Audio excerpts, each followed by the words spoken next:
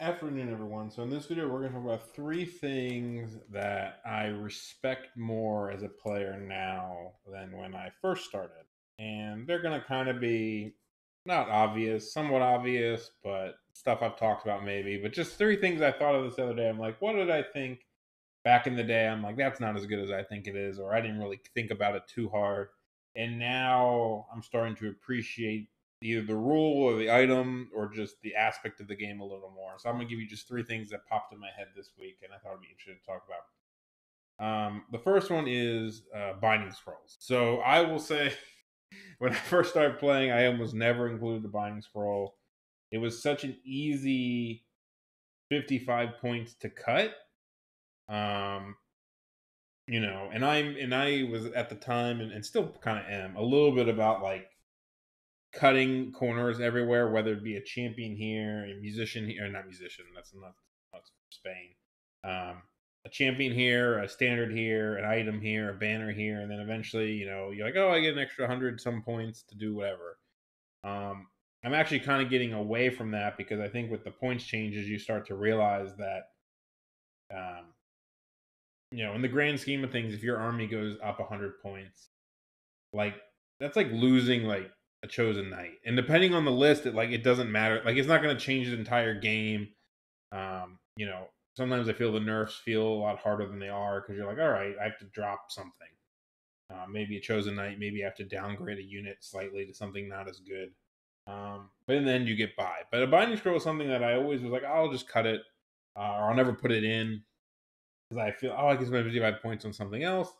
But after playing with a binding scroll and pretty much putting it in every Warriors list I play, I feel like I've played with one forever at this point because it was always on the Chariot Mage.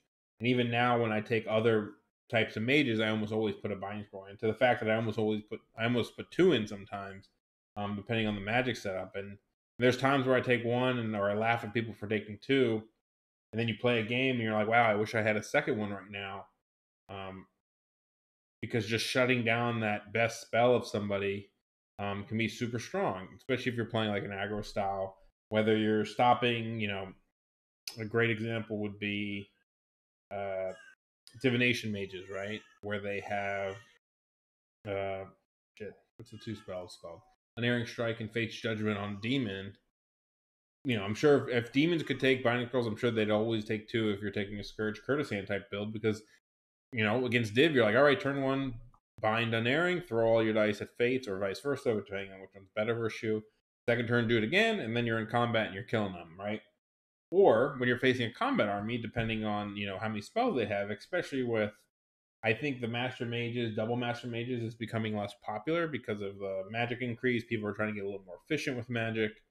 All of a sudden, you know, you you bind their lethal reroll to wound. Maybe that's the best spell they have, and maybe it's a key spell that they were going to 5 dice, and now they're going with their second best spell, which is, I don't know, rerolls a hit or something, or Whispers of the Veil, and you could throw all your dice at that, and then maybe they're getting their third best buff off. A lot of times, the best buff redundancy does happen. Some people, demons can tend to run like double minus resilience or reroll to wound minus resilience or double reroll to wounds if you have witchcraft evo.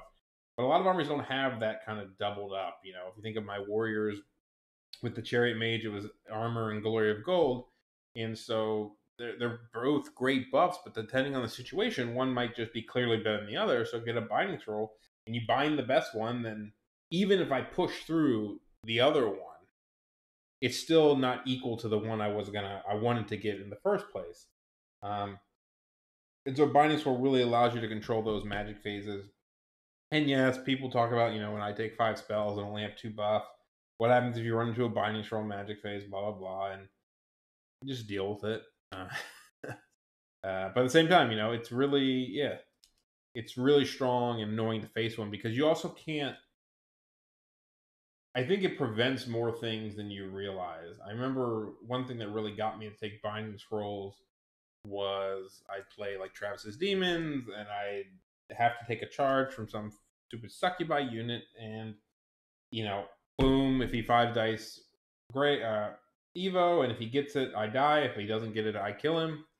And it kind of takes that moment and says, all right, well, if I have a binding scroll, he has like zero chance to do that, and he might not even do it. Like you might not even see that. You might never say, "Well, it never comes up. I never have to binding scroll." It's not so so pivotal.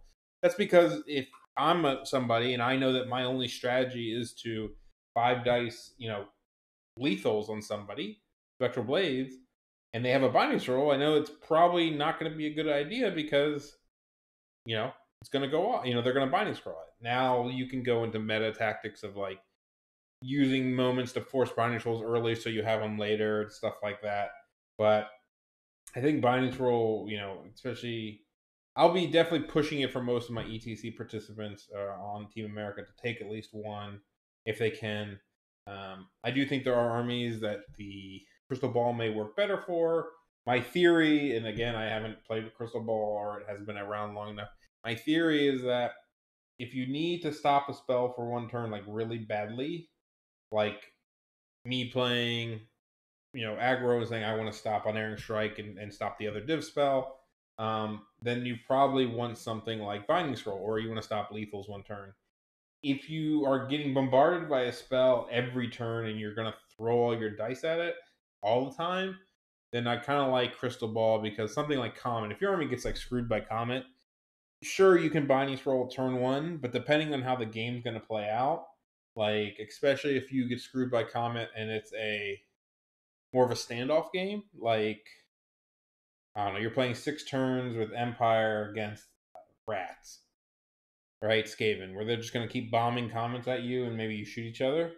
Then having Crystal Ball allows you to almost always be better than their dice, and the odds actually go up greatly with +2 to dispel. So, instead of saying, all right, Binding Scroll, get rid of it for one turn, you want to keep consistently dispelling it. Totem's another example if it really screws you.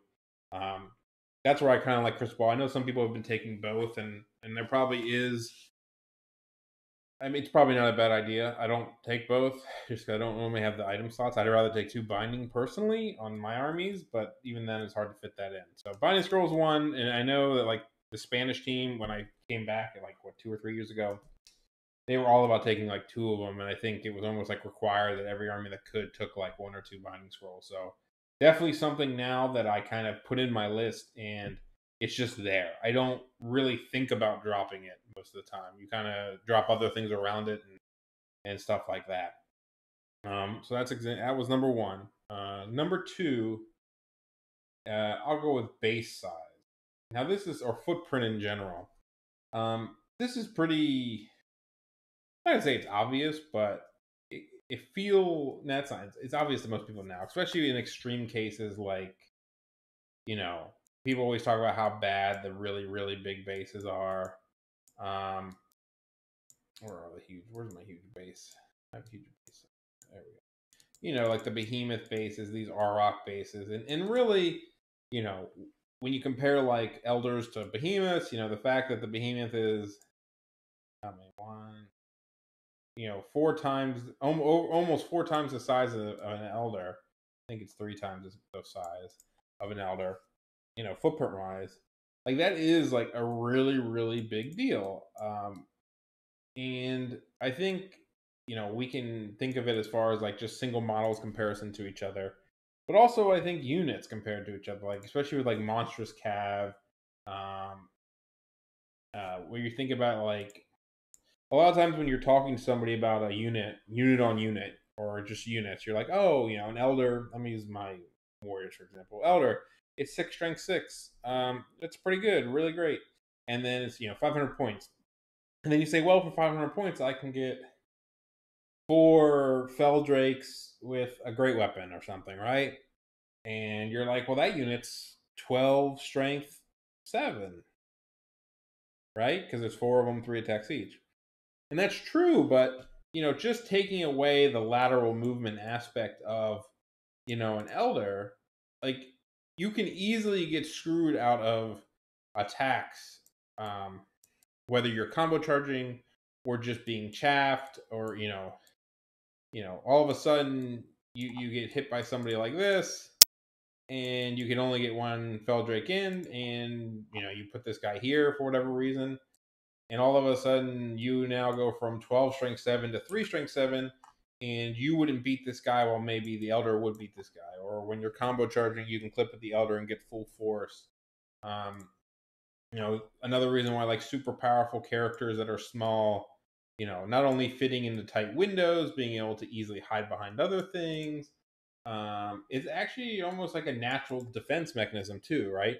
We talk about armor save and ward saves and all this stuff and toughness, and if you just really do the math of it all, you get to this number of, you almost say, how many strength 3 attacks does it take to kill your model? Now, obviously, depending on your armor save and toughness, it starts to go skewy and stuff like that. But you could also go to say, well, you got to remember that, like, think of it this way. I'll give you a decent example.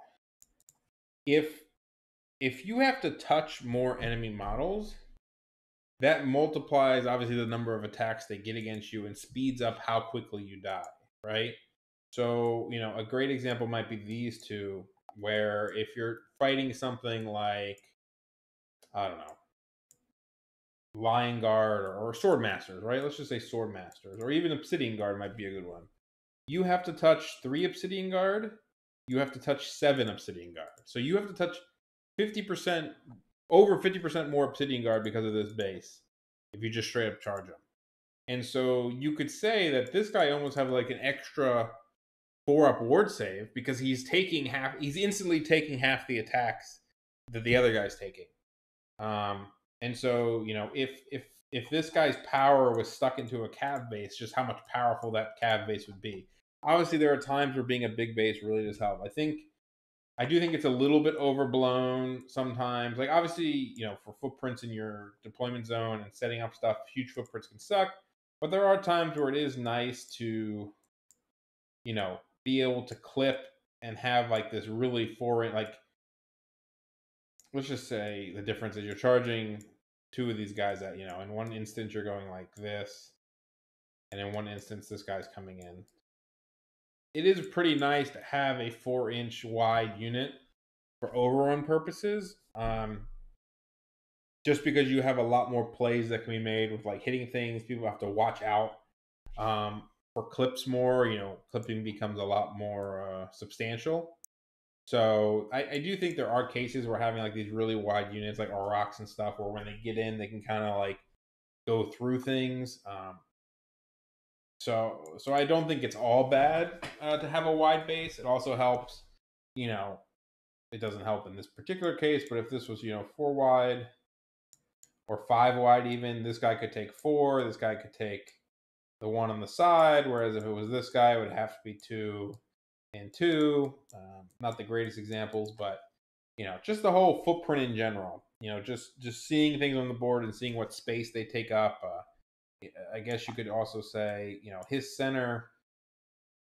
When this guy moves, what's the best way to think about this one? When this guy moves like 16 inches, is there a good way to do this? Let me think. I just put them on top of each other. They're basically on top of each other. Their centers are the same.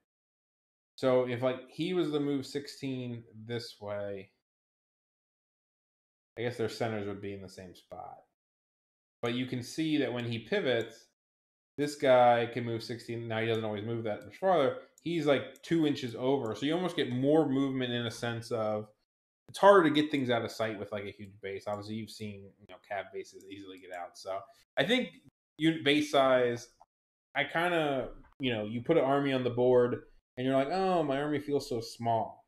And if you're small because you just have small bases or powerful models, to me, you look at these two and I'm like, oh man, this is a really powerful behemoth. This is just a cav guy. But then it's what's the actual stats. Like this guy could be super powered up and easily crush this guy. It's just a matter of, bigger doesn't always mean better. And the third thing that is probably, it's not new because I've been taking it in my list, but I think having a unit with Strider or in a list is like super powerful. I'll say powerful, but also like really just good to have from a toolbox perspective. And I'm not talking like, yes, fast cav, like players with Strider are really good because you can hide in runes, you get hard cover or ruins, you get hard cover, and then you can come out of it without taking DTs. You know, one of the most annoying things about, you know, if somebody puts their shooters here and you want to block them, or a unit here and you want to block them, you have to take DTs and possibly cause panic checks, stuff like that. But just look how big this piece of terrain is. Whether somebody's putting secure target in there, or you want to put secure target, or spoils of war ends up in there. It's a huge piece of terrain. It's like 8 inches wide on a 72-inch board. You know, it's a big percentage of it. To the point that, like, having a unit that you can just naturally go in there with and not worry about DTs is just really nice. Whether it's, you know, I probably had this when I had Lust Core more, because it was just nice to be able to go in. I mean, it was always nice to be able to go in things with Lust. But even having a Stalker standard on a Knight unit, like a Knight unit that can go in woods and ruins and not take DTs, is like super strong to me. Like, why I like Lust on my Chariots so much, because either going in these terrains and not worrying about walls, it's just like, it's almost like having a ward save versus DTs. Well, it is, because you just automatically pass them, but I don't know. Just being able to occupy terrain without ever having to worry about DTs is super nice. And on the flip side of it, you can, if the enemy doesn't have Strider, you can use that to your advantage by, you know, you can sit a unit in the ruins, depending on what it is, and threaten coming out of it, but also threatening that if they charge you, they're going to take DTs, right? If a Chosen Chariot of Lust is sitting in the ruins and the enemy has like a 5-man Knight pack, they really can't charge you, because they're going to lose 1 or 2 potentially, and then you're probably going to beat them. But you can sit there and get your hard cover and possibly charge out. So I think Strider as a rule in general is a very strong rule, not just for the DTs and ruins, but the fact that you get your steadfast back in the woods, you get your steadfast back in the water, you can avoid any DTs anywhere. So especially on cab, who like benefit the worst from terrain, or like are hurt the most from terrain, like having a Strider banner or Stalker standard in your army is really strong. And I've seen people do it even with infantry armies. If you're like wide enough on Skaven, and just having a unit that says, all right, well, I'm with 3 big blocks, I'm always going to have like a woods or a ruins in my way, or a lake in my way. Having a unit that can occupy that and not have the downside is great. And also, you know, you get the benefit of using it to your advantage if the enemy doesn't have the Strider banner, so, or a unit that has Strider. So I do try to put a unit with Strider in a lot of my lists, depending on the list. And I really like it as a rule in general. I think it's really powerful. So those are my 3 things that just kind of, I'm sure there's more out there and nuances and stuff that I could think of. But those are 3 that kind of got in my head. I'm like, I really include Binding Scrolls a lot now. I really try to include a unit with Strider, and even in my more recent list, I've been trying to throw it on like a Knight unit if I'm taking like 7 Knights. Like, it's 35 points, but just not only does it save your Knights, like if it even saves 1 Knight from a DT, it's good. Just the having a unit that can go in there is just so nice. You know, the same with the Wasteland Torch on a unit of Chosen Knights. Yes, the flaming and shit, but just having, like, you're like, all right, I'm gonna walk in this piece of terrain. It's pretty sweet. So yeah. And then the last one was Footprint. It's, again, that's one like you kind of visually have to play a lot and kind of say, okay, just because I'm a small base doesn't mean I'm bad. In fact, you could, I wonder how it would be like if you took an entire, I don't know, Warriors army that has like elders and stuff, and you just said, I'm gonna play the same army list, but everything's gonna be on a 20mm base, just for shits. Just like everything got shrunk, and the enemy was on their normal size base. Just how potentially broken that would be because of how much space you don't take up, and how close you can make everything together. Now, I do think the size does matter a little bit when it comes to overruns and pursues. Like, you'd pretty much have a shit time creating any cool overruns and stuff if the enemy just spaced any far apart. But yeah, just something to look out for. And so those are my things.